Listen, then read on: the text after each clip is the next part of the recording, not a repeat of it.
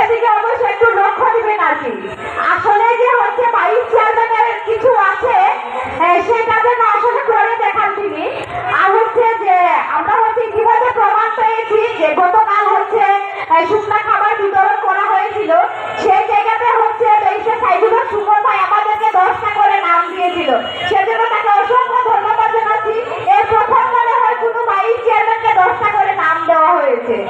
তো আমরা আশাবাদী পরবর্তীতেও তিনি আমাদেরকে কাজ দিবে এবং তার মাধ্যমে আমরা হচ্ছে মানুষের পাশে দাঁড়াতে পারবো।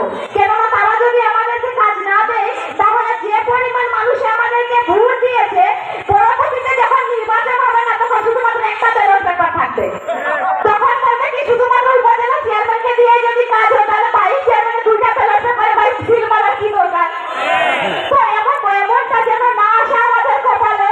আমরা অনুরোধ জানাবো যে ব্যারিস্টার সাইদুল্লাহ সুমন ভাই যেন আমাদের দিকে একটু সুদৃষ্টি দেন এবং আমরাও ভাই কাজের মেয়ে, আমাদেরকেও কাজে লাগান। আমরাও এটা ব্যবহার করতে চাই যে আমাদেরকে ব্যবহার করুন, তবে আমরা ভালো কাজে ব্যবহার হতে চাই, খারাপ কাজে না।